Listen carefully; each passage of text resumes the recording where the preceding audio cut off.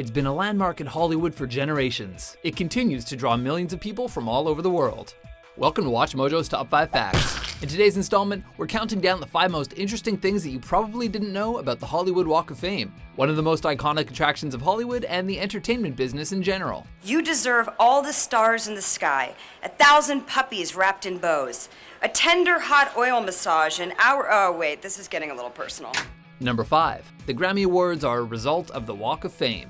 At first, only artists working in cinema could get a star on the walk. Then someone realized that, hey, musicians are famous too. The original requirement for a musical act was that they needed to have sold 1 million records or 250,000 albums in order to be eligible. But officials soon discovered that many famous singers hadn't attained that goal, even though they really deserved a star. So the bigwigs of the music biz were like, that ain't right, and the National Academy of Recording Arts and Sciences was formed to create the Grammy Awards. These days, the specific criteria to get a star are under wraps, but there's no doubt that a Grammy win goes a long way. Number 4. Getting a star costs $30,000. $30,000? What am I? Do I look like a beggar? You'd think that recognition comes free, but someone has to create the actual star and its take-home replica, and someone has to tear up the sidewalk to install it, and someone has to hire photographers and security for the ceremony. It's a lot of money. And when that's all said and done, someone has got to maintain the thing to keep that brass looking brassy. Therefore, a $30,000 sponsorship fee is required in order to obtain a coveted star.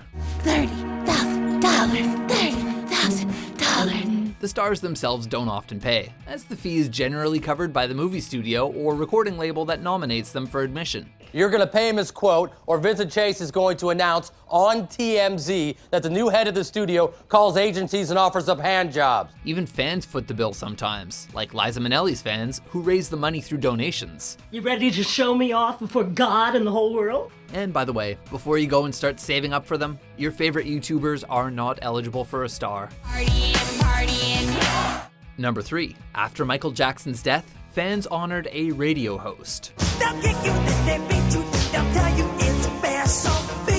When Michael Jackson died in 2009, fans were understandably devastated, so many of them flocked to the Walk of Fame and placed candles and flowers on his star on Vine Street. Only, they got the wrong Michael Jackson. MJ does have a star, but it's over on Hollywood Boulevard. You've been hit by a smooth criminal. The star in question belonged to a talk show host of the same name, who was a good sport about the mix-up. This wasn't the first time a mix-up occurred on the walk. To name just a couple, Julia Louis-Dreyfus' star was originally spelled as Julia Louis-Dreyfus. George, I just got off a 23-hour plane ride. I'm too tired to even vomit at the thought. While Don Haggerty's name was written as Dan Haggerty, which must have sucked years later when the actual Dan Haggerty got a star. Luckily, these have all been corrected. Cough up another 30 grand. All you care about is money. Number 2. Contrary to popular belief, there was no first star. While you might typically hear that actress Joanne Woodward was the very first recipient of a star, this is inaccurate. Honey, there are a lot of things you never seen me do before. That's no sign I don't do them. In actuality, 8 different stars were created as one project, and each were installed at once without an official ceremony. Officials drew 8 random names from over 1,000 nominees, and the winner stars were placed in a temporary location in order to give interested parties a sense of how the walk would appear before officially finding their home in the cement.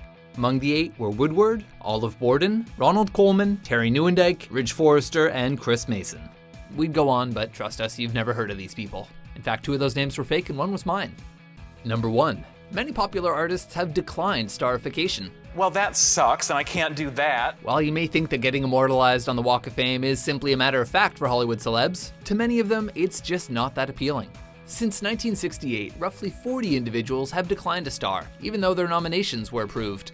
In order to receive a star, the celebrity must attend the ceremony, and for many of these performers, that just doesn't interest them, and so they just never schedule the event.